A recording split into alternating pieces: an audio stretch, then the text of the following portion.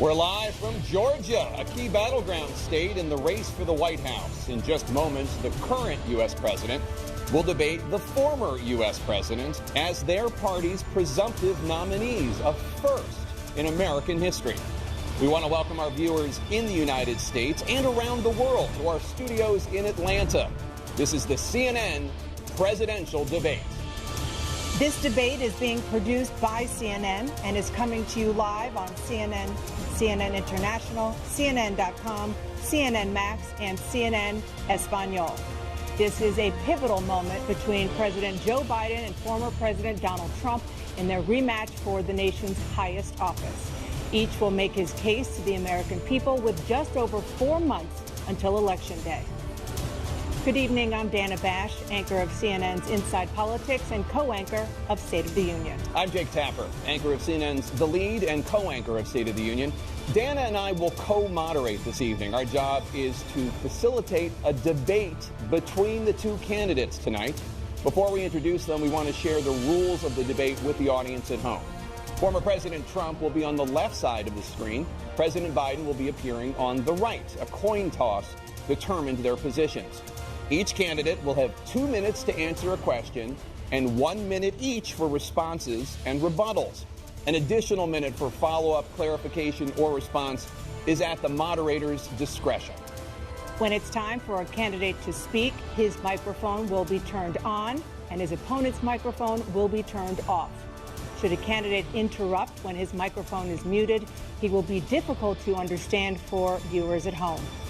At the end of the debate, each candidate will get 2 minutes for closing statements. There is no studio audience tonight. Pre-written notes, props, or contact with campaign staff are not permitted during the debate. By accepting our invitation to debate, both candidates and their campaigns agreed to accept these rules. Now, please welcome the 46th President of the United States, Joe Biden. Folks, how are you?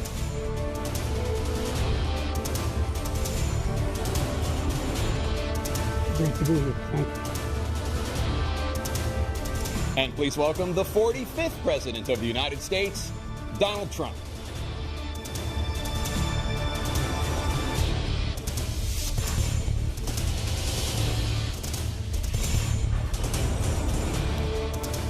Gentlemen, thanks so much for being here. Let's begin the debate, and let's start with the issue that voters consistently say is their top concern, the economy.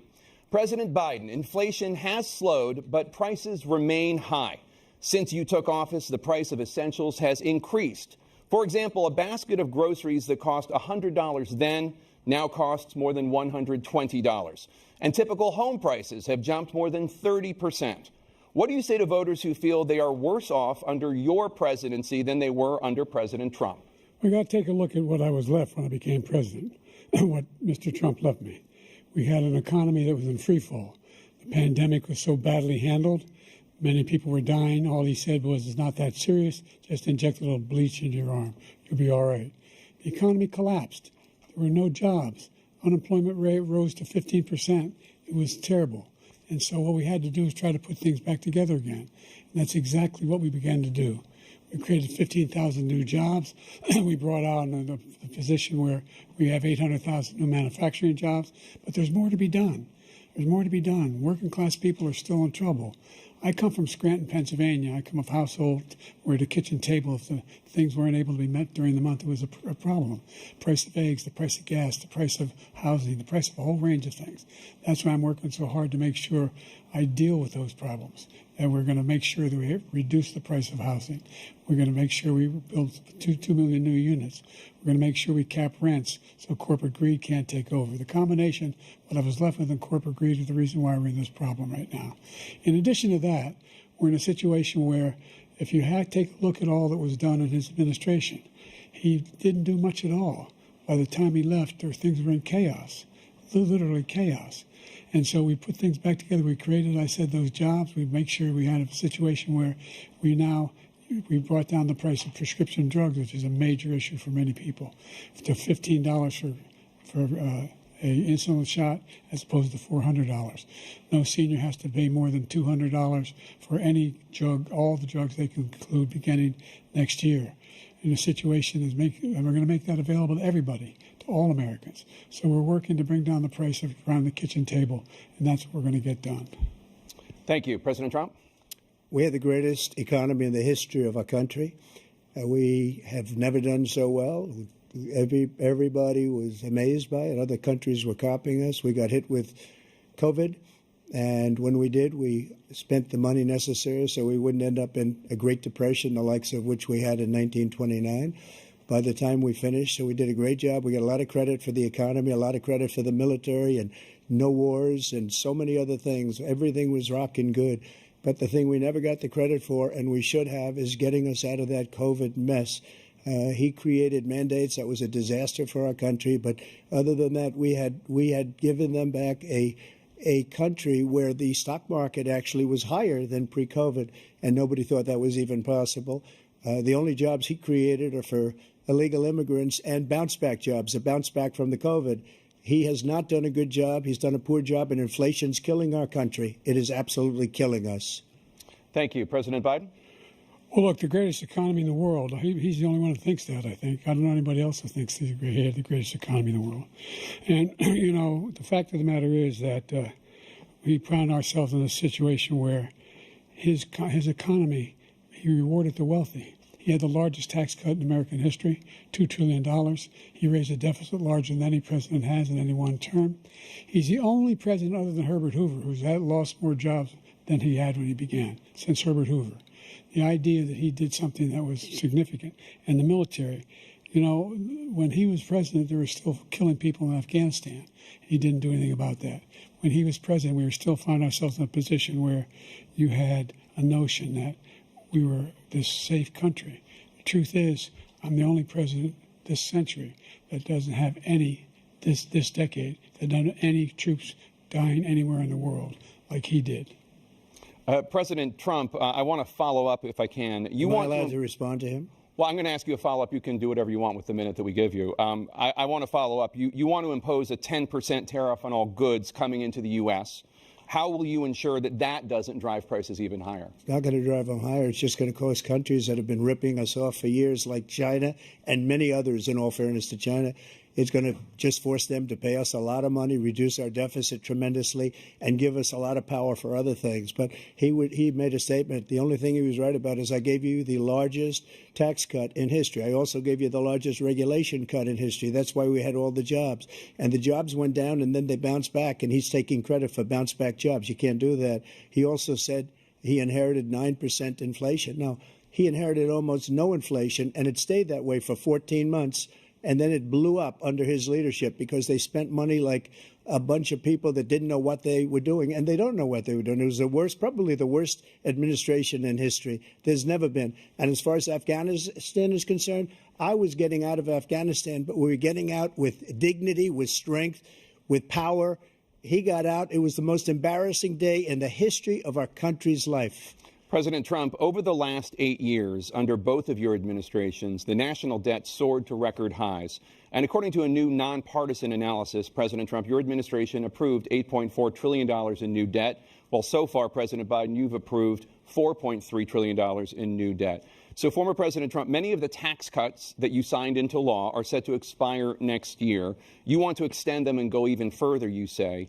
With the U.S. facing trillion-dollar deficits and record debt, why should top earners and corporations pay even less in taxes than they do now? Because the tax cuts spurred the greatest economy that we've ever seen just prior to COVID. And even after COVID, it was so strong that we were able to get through COVID much better than just about any other country.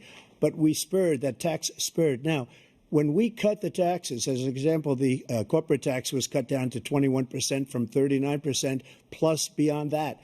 We took in more revenue with much less tax, and companies were bringing back trillions of dollars back into our country. The country was going like never before, and we were ready to start paying down debt. We were ready to start using the liquid gold right under our feet, the oil and gas right under our feet. We were going to have something that nobody else has had. We got hit with COVID. We did a lot to fix it. I gave him an unbelievable situation with all of the therapeutics and all of the things that we came up with.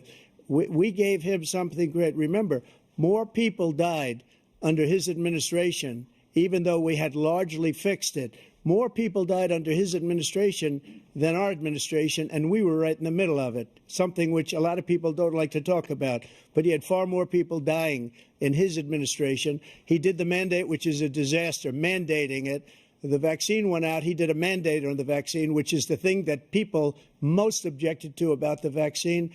And he did a very poor job, just a very poor job. And I will tell you, not only poor there, but throughout the entire world, we're no longer respected as a country. They don't respect our leadership. They don't respect the United States anymore. We're like a third world nation between weaponization of his election, trying to go after his political opponent, all of the things he's done. We've become like a third world nation, and it's a shame. The damage he's done to our country. And I'd love to ask him, and will, why he allowed millions of people to come in here from prisons, jails, and mental institutions to come into our country and destroy our country. President Trump, we will get to immigration later in this block. President Biden, I want to give you an opportunity to respond to this question about the national debt. He had the largest national debt of any president in a 4-year period, number one. Number two, that $2 trillion tax cut benefited the very wealthy. What I'm going to do is fix the tax system. For example, we have 1,000 trillionaires in America. Billionaires in America. And what's happening? They're in a situation where they, in fact, pay 8.2% in taxes. If they just paid 24%, 25%, either one of those numbers, they'd raise $500 billion, I should say, in a 10-year period. We'd be able to wipe out his debt. We'd be able to help make sure that all those things we need to do, child care, elder care, making sure that we continue to strengthen our health care system, making sure that we're able to make every single solitary person eligible for what I've been able to do with the COVID, with dealing with everything we have to do with, look, if we finally beat Medicare. Thank you, President Biden. President Trump?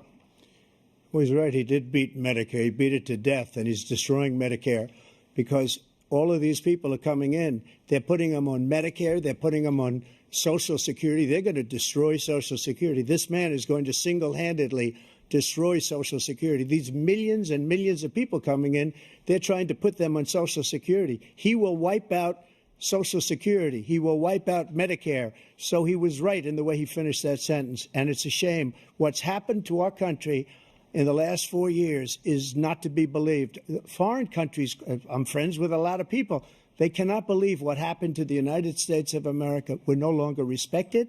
They don't like us. We give them everything they want, and they think we're stupid. They think we're very stupid people. What we're doing for other countries, and they do nothing for us. What this man has done is absolutely criminal. Thank you, President Trump. Dana? This is the first presidential election since the Supreme Court overturned Roe v. Wade. This morning, the court ruled on yet another abortion case, temporarily allowing emergency abortions to continue in Idaho, despite that state's restrictive ban. Former President Trump, you take credit for the decision to overturn Roe v. Wade, which returned the issue of abortion to the states. Correct. However, the federal government still plays a role in whether or not women have access to abortion pills. They're used in about 2/3 of all abortions. As president, would you block abortion medication? First of all, the Supreme Court just approved the abortion pill, and I agree with their decision to have done that, and I will not block it. And if you look at this whole question that you're asking, complex but not really complex. 51 years ago, you had Roe v. Wade, and everybody wanted to get it back to the states. Everybody, without exception. Democrats, Republicans, liberals, conservatives. Everybody wanted it back. Religious leaders. And what I did is I put 3 great Supreme Court justices on the court, and they happened to vote in favor of killing Roe v. Wade and moving it back to the states. This is something that everybody wanted. Now, 10 years ago or so, they started talking about how many weeks and how many this, getting into other things. But every legal scholar throughout the world, the most respected, wanted it brought back to the states. I did that. Now the states are working it out. If you look at Ohio, it was a decision that was an end result that was a little bit more liberal than you would have thought. Kansas, I would say the same thing. Texas is different. Florida is different. But they're all making their own decisions right now. And right now, the states control